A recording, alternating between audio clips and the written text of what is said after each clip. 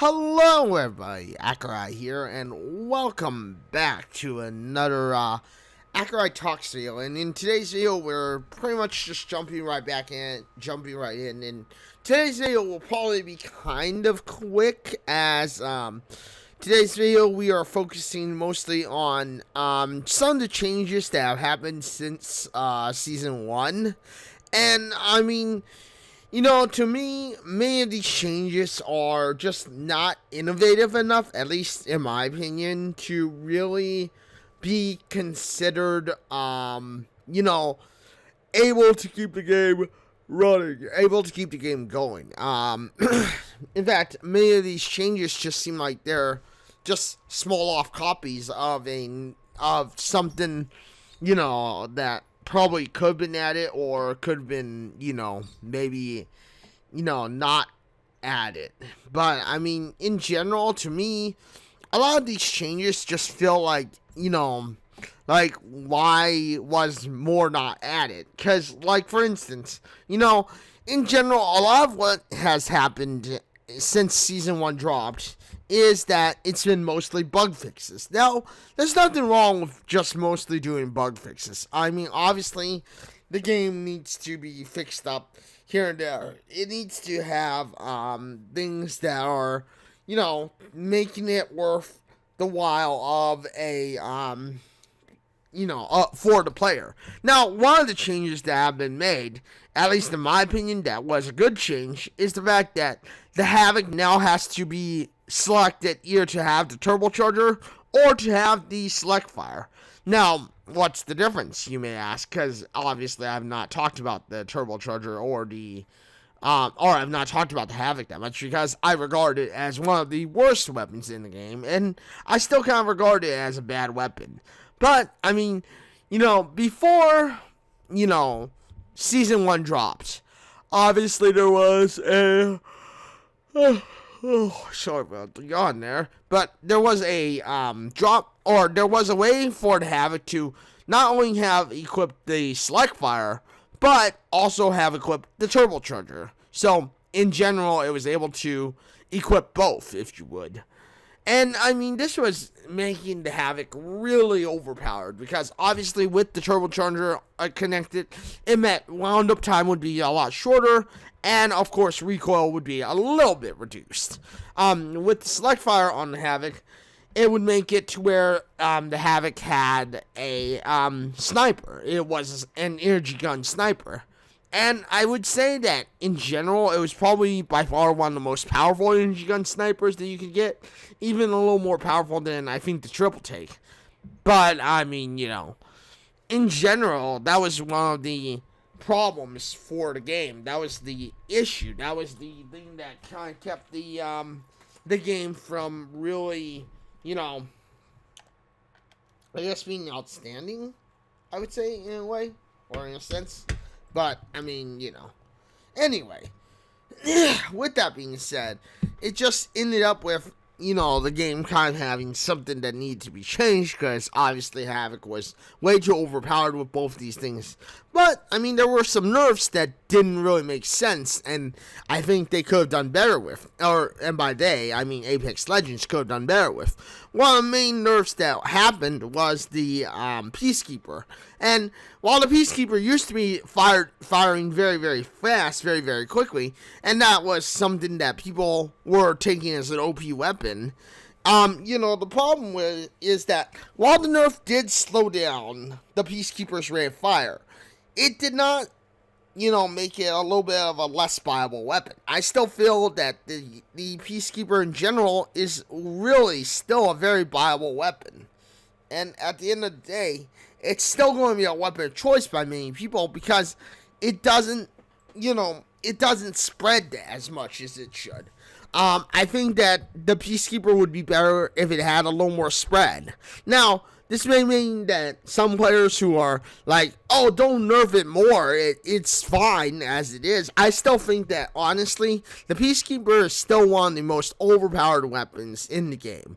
And, I mean, my suggestion to nerf it is not just, keep the slowdown rate of fire, but consider having the scatter shot spread more. Consider getting rid of the ability to have, for instance, the precision choke, or of course, make it to where the precision choke can actually make it a little more less spreadable, or less spread, and having less spread. Again, those are some of my small suggestions, but I mean, at the end of the day, I still feel that the Peacekeeper is still one of the more overpowered weapons in the entirety of the game. So, another nerf that seems to have happened is the fact that the Wingman, while the damage has not changed at all, the Wingman seems to now have a way of just, being too slow to fire. Like, it's now almost become a point where I feel like, to me, it's like it's basically like a mid to long range weapon now. I feel that while the recoil was gotten rid of, at least seemingly to me, the recoil is no longer in the game. I feel that, honestly, honestly, it's just like, it's still a little too powerful. It's still a little too much, too much for, too much for the game to, really capitalize on, I guess, in my opinion. Now, that's just how I feel. Another thing that seems to have changed up is like, to me, or at least I feel that this should be changed up, is, the amount of good weapons you will find. Like, for instance, if you drop in a high-tier loot area, I expect to find high-tier loot. If you drop in a mid-tier loot area, I expect to find mid-tier loot. But, I mean, I feel that sometimes the areas you drop in, it could vary from, like, low to mid-tier. And maybe that's a mechanic that should be considered, is varying the locations. Like, making it to where, in every game, the game randomly dispatches, X amount of hot areas. Now, these hot areas, of course, obviously will allow you to get some of the best loot in the game. But, what? Kind of like everything else. It's like, unfortunately, I think that the lower tier areas you go into, the worst items you will find.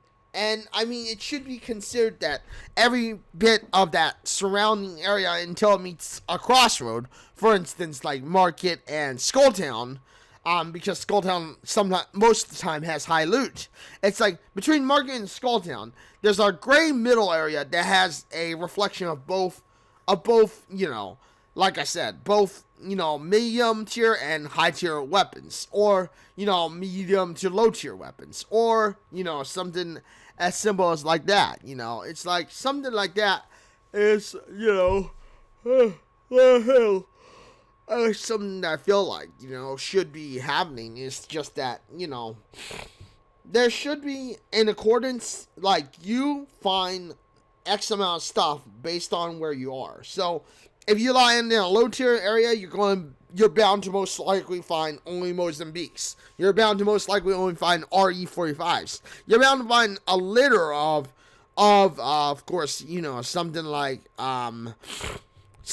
light ammo or shotgun ammo. And, and of course, as you get higher, or at least you become free, at least when you become free or something, then, all of a sudden, the gate is kind of released, if you will. But, again, those are just my opinions, those are just my thoughts. And, with that being said, I know this video might be a little bit shorter than most of my other ones, but, yeah, anyway, sorry about the yawn. But, thank you, everyone, for watching this video. Thank you for being here. Some of the other changes that I've seen for, of course, Apex Legends is change up the map. Or, at the very least, add variations of the map. Add a point of, like, oh, I'm going to do this today. I'm going to do that today. I'm going to do this, and, and then you'll be able to go. So, but anyway, like I said, this is pretty much it for the end of the video. So thank you everybody for joining me today on this video. Thank you for watching this video. Thank you for being here today on this video. If you like this video, you know what to do. Hit the like button, get subscribed, hit the bell notification, because I know you want to know when my next video drops next. Thank you everybody for joining me today. On this video.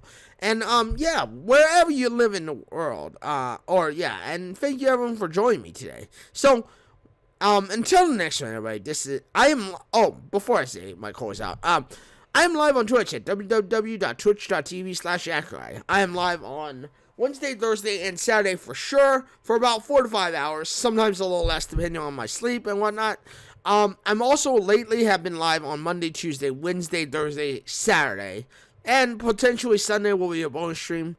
And yeah, with that being said, thank you everybody for